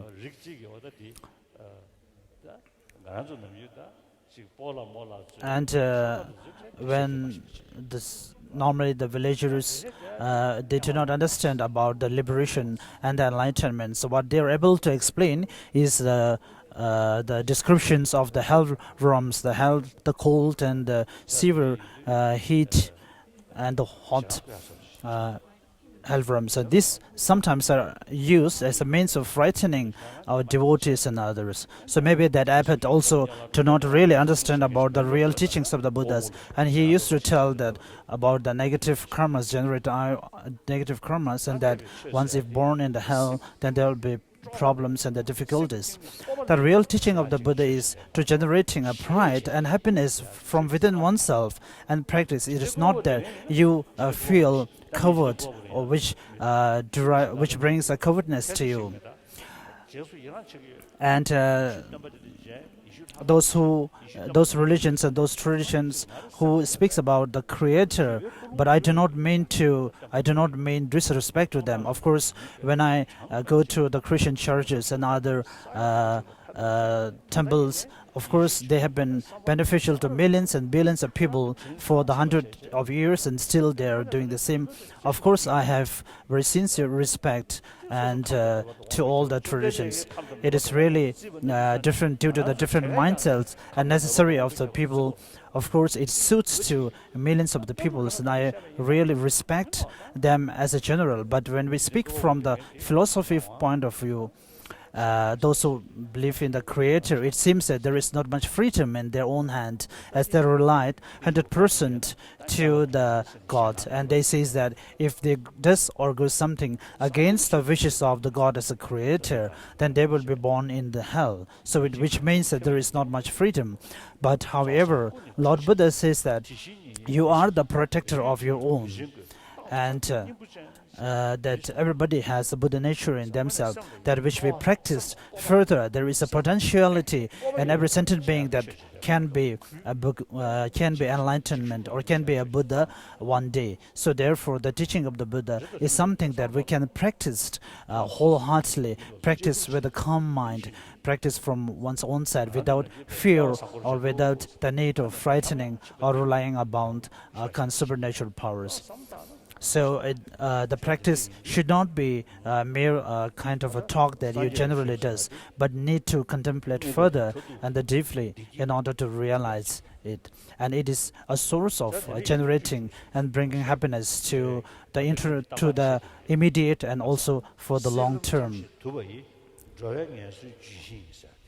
And as I used to say that, as we are under the influence of the karmic, negative karmic actions, and we are under the sufferings, we are undergoing suffering.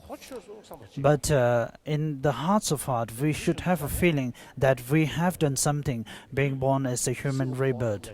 So even though our body is by nature, which will bring suffering continuously, but in the hearts of heart or your mind should be in such a way way that which will feel proud by itself, that it can do something beneficial, it can bring happiness. Cultivate digest, discuss with samsara and renunciation from it, and press the awareness of what binds to it, even though it's just one verse and one stanza, but it's very powerful. Once your intention to turn away from samsara in its entirety has become as strong as the wish of a person engulfed in the flames of a burning house to escape from it, you will have mastered training our life in the intermediate being's path. So this is training your mind in the intermediate being's path. So next is the training the mind on the path of great beings. By cultivating the three higher trainings, you achieve a state of personal liberation. However, such an achievement is insufficient. Once free of samsara, you are no longer obliged to wander in it. Nevertheless, you have neither completely discarded your faults nor acquired all good qualities. Not having fully fulfilled your personal aims, your ability to accomplish others' goals remain limited. Consequently, it is necessary to attain Buddhahood that permits the completion of both goals. As it says that the bodhicitta is a mind that wish for enlightenment for the sake of the others. So therefore, the mind that wishes for enlightenment has to be derived or has to be originated from a mind that wish the happiness for others. And it is also says in the Lamrim that, of course, giving by practicing the generosity in terms of giving clothes and arms to other people is immediate or ordinary ways of the practicing of generosity.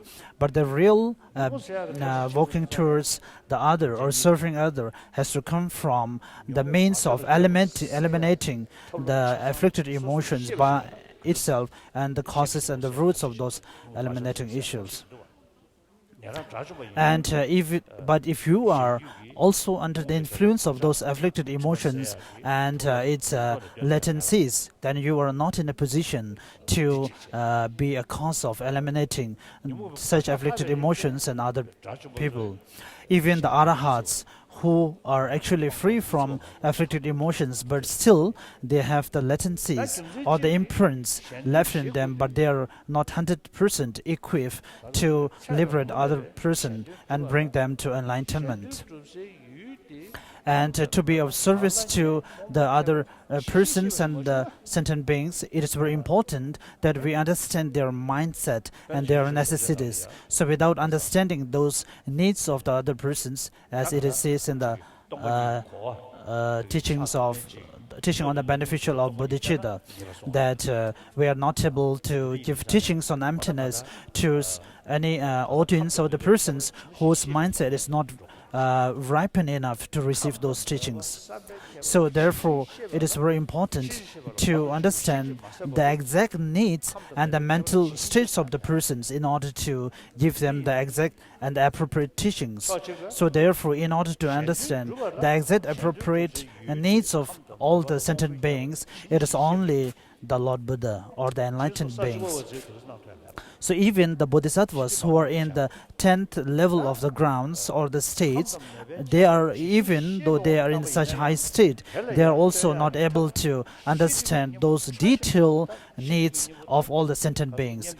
The fact is that in order to understand all these things, one needs to be free of even the slightest obscurations that obscure one from understanding everything, or in other words, gaining the omniscient mind.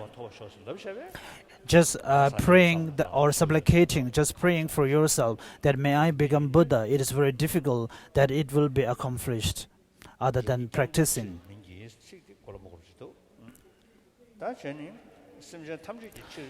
Buddhahood cannot be achieved solely for personal reasons. It requires concern for the welfare of all sentient beings.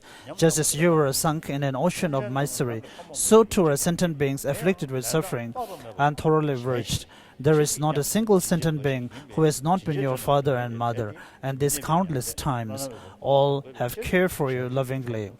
To free these kind beings from samsara and establish them in the unsurpassed state, being sorrow without remains. And here the bodhicitta is being still to be composed of two minds. And as Kuno Lama Tenzin Gyaltsen Rinpoche says that the bodhicitta mind is something which can fulfill the needs and the wishes of the self, the other, and immediate and the long term, and even for the immediate causes. So if one have even a slight mind of a practice of the bodhicitta, one should be more equipped or ready or in order to counter the problems that face. And if one is already in the path of such practices of the generation of the mind, then of course we can say that one is already in the path of generating or developing or gaining the ultimate happiness. And in summary, one need to contemplate upon the beneficial qualities of the bodhicitta mind. And as Shantideva stated in the Bodhisattva Avatara, engaging in the days of Bodhisattva, about the beneficial effects of the bodhicitta and the mind that aspire for enlightenment, it is very important that we also strive hard to generate such a mind from the 7-point cause and effect. The first, thinking about all the sentient beings as one's murder and remembering their kindness and so on. And also in the second chapter of Paramita speaks about thinking about the emptiness and also thinking about all the sentient beings as one's mother, father, and relatives, and or other words, thinking about all sentient beings as one's dear and the near ones. And when we speak about mother, of course, we have experience about how kind the mother is for of this life. Then, and similarly, that all the sentient beings, the innumerable number of sentient beings, even we have to generate our mind that of even though the sentient beings are numberless, but we should be able to contemplate in that way. And in the second chapter of Paramita, they speaks about whether there is an end to the samsara or not. And in some of the Lamrim teachings says that if the sentient beings are a limit or there is a certain number, then when we think about the different, when we say about all sentient beings have been your mother for one time or the another, then there is very difficult to prove that. And since the lives are countless, then also the mothers are also countless. But then if there is an end to the samsara, then we have to the number of the sentient beings and the mother also has to be limited, which is quite difficult to digest and understand. And there is a way to also practice the bodhicitta from exchanging self with others. But first, the 7-point cause and effect is more efficient and easy to practice. The first, thinking about all the sentient beings as one's mother, then remembering their kindness, and from there to the compassion that thinks about the sufferings that which wants to liberate all the sentient being from their sufferings, and the extraordinary intent, which is by itself a compassion, and from it the bodhicitta arises. And contemplating about the exchanging of the self and other is very powerful. And as we know that all the sentient beings are same in the sense that they all wish to have happiness and do not wish to have suffering. And all the dear ones and the families of this life are very kind to us. And even though they are very kind to us, even not being as a dear or the family, or in other words, even the enemies of yours are also very kind to you. And the main opponent or the obstacle to generating such a compassion is the anger. And the antidote to anger is tolerance or the patience. And of course, we know that we cannot practice the tolerance or the patience focusing at the Lord Buddha or Nagarjuna or one's master. So we need to practice patience and tolerance. But of course, then the only person to whom we can practice patience is the one which makes you feel angry, so which is your enemies. And Kunalama Rinpoche, while I was receiving the Bodhicharya Avatara's teaching, he told me this story that someone was going to circumambulation towards a temple, and there was someone meditating with a focused mind, with a still body, and someone who's going around him and asked him that, what are you meditating? Then he told him that I'm practicing patience and tolerance. And the one who's going circumambulations told him, you should eat sheet. And the one who's contemplating said, you can eat it, I don't want it. So he was immediately angry. So when there was no one disturbing when everything was calm, he was practicing tolerance. And when someone comes to make him angry, his practice of tolerance and patience were lost. So in order to practice patience and tolerance, then of course we need an enemy in front of you or near you to practice it. And in short, in order to practice the bodhicitta, the conditions that you need is the enemies or those persons who criticize you. And so these conditions are very important in order to practice bodhicitta. So we have to practice those antidotes, focusing at those objects. And when we speak about in the category of the tolerance, that we are not able to answer or reply in the harsh manner to enemies when they bring harm to you. So instead of harming them, we should think about their kindness. And we have to also dedicate the benefits that is generated, merits accumulated out of practicing compassion or the tolerance to your enemies, which makes you feel angry. Or because they are the persons who are responsible for the practice of compassion and the tolerance in you. And when we speaks about the importance of enemy, I'm not saying that you should make enemies with others. If you have no enemy, then of course it's the best thing. So when we speak about Buddha's teaching, it is more about the trying to differentiate between the right and the wrong, and the potentiality to understand, the potentiality to analyze and to check. And Lord Buddha has also speaks about 9 different promulgations in Vinaya. So all these promulgations are dependent upon different situations and the different needs at that time. So whatever actions that we perform, we have to understand what are the negative sides and the positive sides, and what are the purpose. And the most important, thinking more about others and trying to benefit more, trying to bring more benefits towards others. And with such a mind, we should be engaging in all our works. And we have to think about the faulty nature of the mind that cherish. More important, the self-cherishing mind, and thinking about the beneficial qualities of the bodhicitta. So in summary, in the Guru Puja, all these meanings are summarized. And Nagarjuna has also explained very detail in the commentary on the beneficial qualities of bodhicitta. So in this way, we should be able to exchange the self with others, and from it we will be able to practice the giving and taking, giving one's happiness and taking other people's suffering about oneself. So, and from that onwards, one should be able to really generate a very strong mind that wish benefits for others, that cherish for others' happiness. So once we are able to develop such a strong mind that cherish others' happiness, then one should be have a strong determination that I myself will be the source or will be the cause to bring happiness to those numberless sentient beings and liberate them from their sufferings.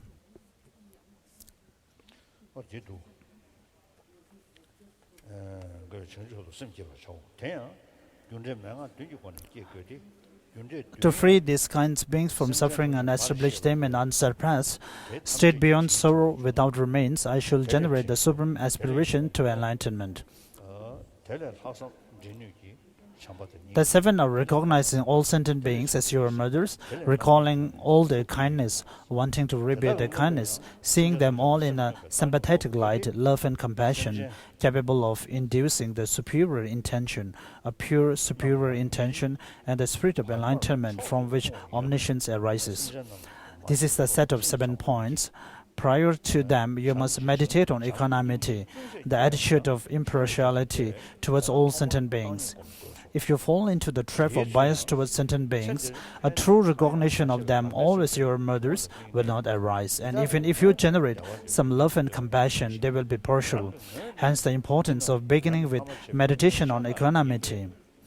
This requires first visualizing before you numerous neutral beings who have neither helped nor harmed you in this life, and then meditating as follows.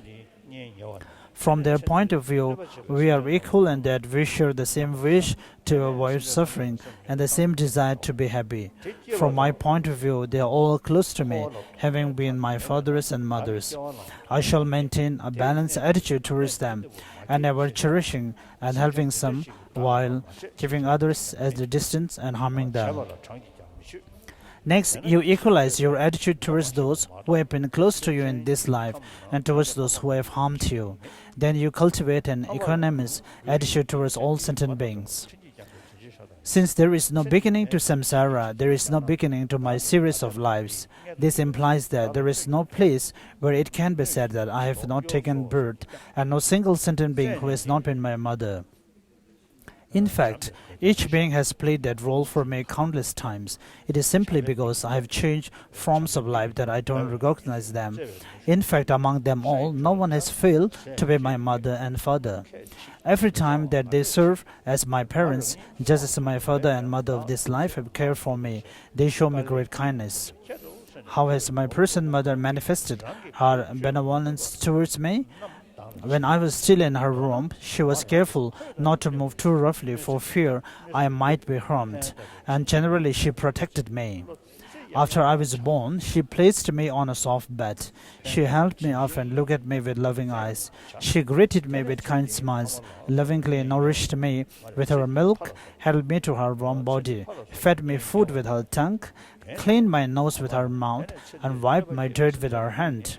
She was more distressed at the thought of my falling slightly ill than of losing her own life. She gave me all the wealth and belongings that she never dared to use for her, and that she accumulated without consideration for her own suffering and happiness. In brief, to the best of her ability, my mother protected me from harm. What kindness she has shown me, how she has helped me. Ponder this until you are deeply moved.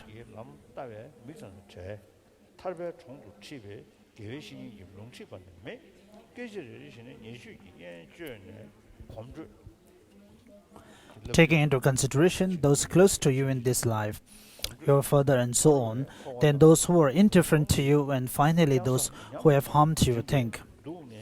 These people have been my mothers innumerable times. In human rebirths alone they serve as my mothers countless times, and each time they protected me from harm as my present mother has done. They are so kind in infinite ways that they have provided me assistance. The minds of these mothers, who have shown me kindness countless times, are now powerless, being half crazed by the demon-like kleshas. Their ignorance blinds their wisdom. They cannot see their way to good rebirths and sudden goodness. They have no spiritual guides to steer them to the city of liberation. At every moment they are destabilized by mystics, tormented. They stagger as they wander along the fearful cliffs of samsara and of the lower realms. If these helpless beings cannot count on me, their child, who they count on? If it is not my responsibility to free these mothers from their suffering, who is it? Nothing will be more shameless and inconsiderate than for me to forsake my kind mothers and seek liberation from samsara just for myself. However, Even if my mother's way to achieve a happy samsaric result like a rebirth as Brahma or Indra, it will not last. Now I will forsake my personal concerns and do all that I can to free from samsara suffering and to lead to the joy of supreme liberation for all sentient beings who are as infinite as space is infinite. If only I could ensure the happiness of all my mothers who are deprived of happiness, may I ensure them happiness. I will do all that I can to ensure them happiness. If only I could free from suffering all my old mothers who endure suffering. May I free them from suffering. I will ensure that they are free from suffering. I will do so personally, but do I have the necessary capacity? At this point in time, without talking of all sentient beings, I am incapable of freeing from samsara suffering and of bringing to supreme joy even a single sentient being. Yet I have committed myself to doing so, and if I were to give up my pledge, I will fall into the lower realms. Given that only a Buddha has the capacity to free all sentient beings from suffering and to bring them to the state of supreme joy. And we have to think about the beneficial qualities of bodhicitta very often, and we can also take the example from animals. Thinking of animals, for example, even the dogs and the birds who are a little bit more kind than the rest of them. And we can see that the other animals and their own birds and the dogs also come around them in a playful, in a family kind of relationships. If a dog or a cat is also very furious and very always barking, then he or she always is left alone without any friends to accompany them. So it is evident that even in animals, if they are fearful or not kind towards others, they feel that they are isolated from the rest. So of course they do not have the intelligence as human beings. Then thinking about our human beings, of course we should be even superior and better than the animals.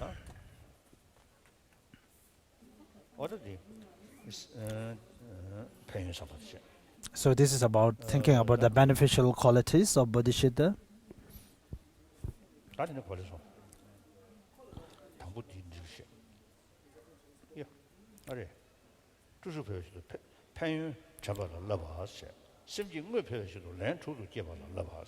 It is not enough to...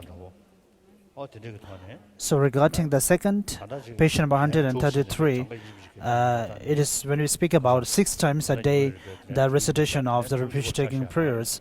So it's not about the 6 times that we always have to do, or we have to just restrict to 6 only. That if you have time and leisure, and of course we can do as many in a day. And the 8 verses, the mind training is very helpful. And as I told during the Kalachakra teaching in Bodh Gaya, that if you memorize the 8 verses of mind training, and if you go from different places for pilgrimage and so on, if you recite it often, it's very helpful. And I also do the same, and it's very helpful to me.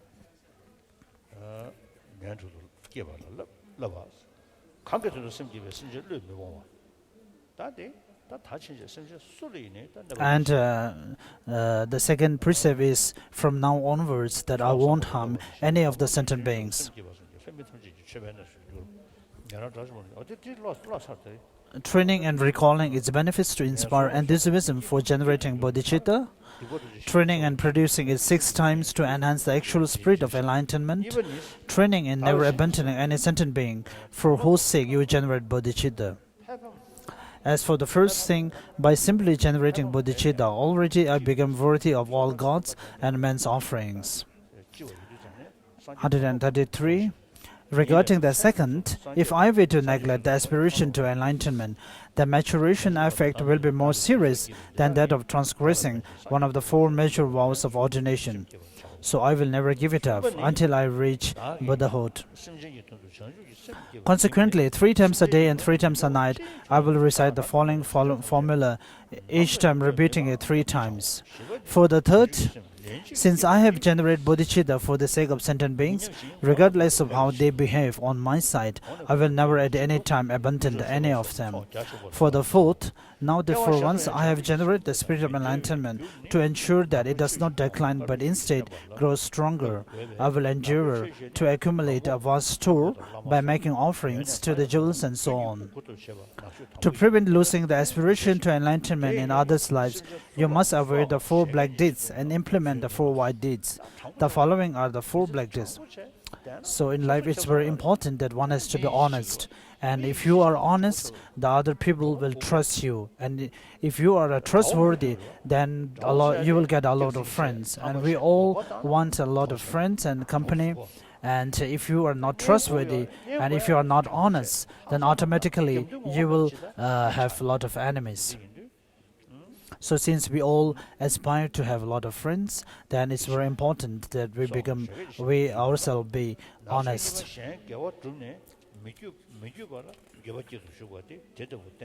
134.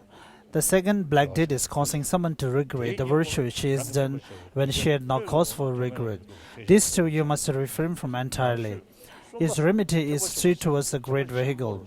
The third black deed is to speak roughly out of anger to those who have generated the aspiration to the great vehicle. This you must avoid at all costs.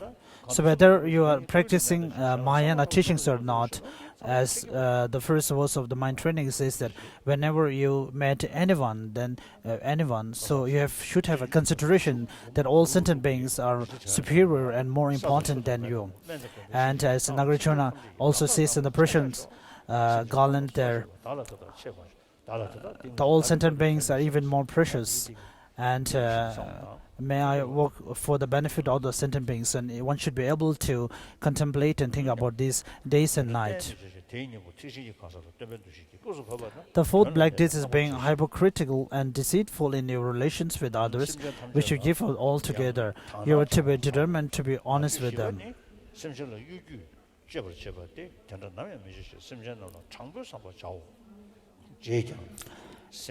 To quote Jeremiah, bodhicitta is the main beam of the great vehicle. It is the base and foundation for vast activity. Like a philosopher's stone, it converts the 2 accumulations into gold. It is a mine of merit containing merits of virtue. Having understood this, the hero conquerors make the supreme precious aspiration the very call of their practice. I think I will read a little bit more. You may wonder whether it is sufficient to cultivate aspirational bodhicitta alone. Indeed, it is not. On its basis, you are to take bodhisattva vows and train in vast bodhisattva activities. In other words, you are to cultivate the 6 perfections so as to ripen your own mind and the 4 ways of collecting desirable to measure others' mind.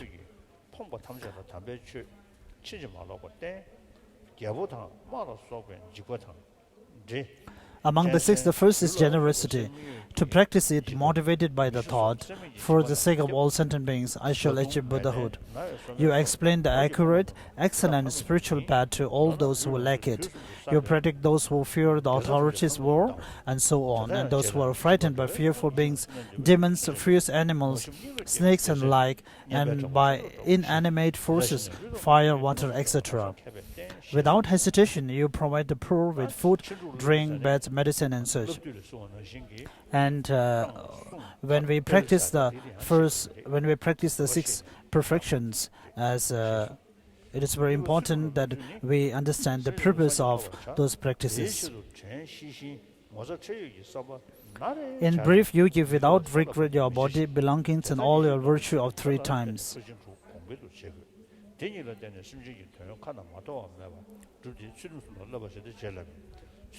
Generosity, like a wish-granting gem, fulfills beings' hopes. It is the best weapon to cut the knot of stinginess. It is the bodhisattva's practice that inspires unfailing courage.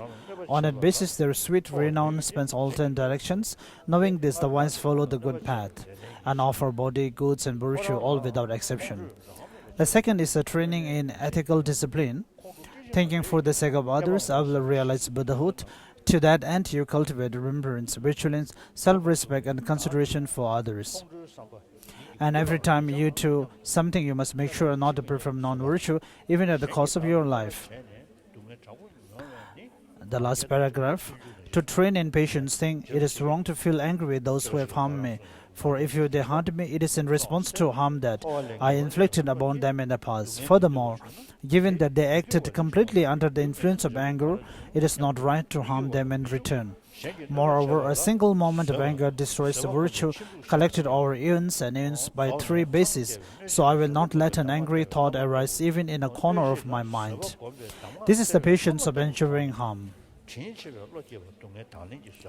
Next, reflect when others hurt me and I suffer greatly from it. It serves to lower my pride, arrogance, and so on, and helps me feel disgusted with samsara. When unwanted suffering occurs, it is due to non-virtue, for never could a result arise without a cause. In this frame of mind, avoid non-virtue. By being patient when others harm you, you will fully accomplish the remaining perfection and achieve Buddhahood. To train in the 4th perfection, enthusiasm, think, if I fail to meditate disgust with samsara, I will remain attached to the inferior pleasures of physical, verbal, and mental idleness, copulation, sleep, and so on, and will yield to laziness. I must therefore reject these sources of indolence and channel all my energy towards virtuous deeds. In this regard, there is armor patience, which leads you to think, to succor a single sentient being alone, I will not be stopped by any hardship. To quote Rinpoche, if you don the armor of unshakably firm enthusiasm, your qualities of knowledge and realization will wax like moon, and all the activities will become meaningful, which dispels every kind of laziness. So we will stop here for lunch break.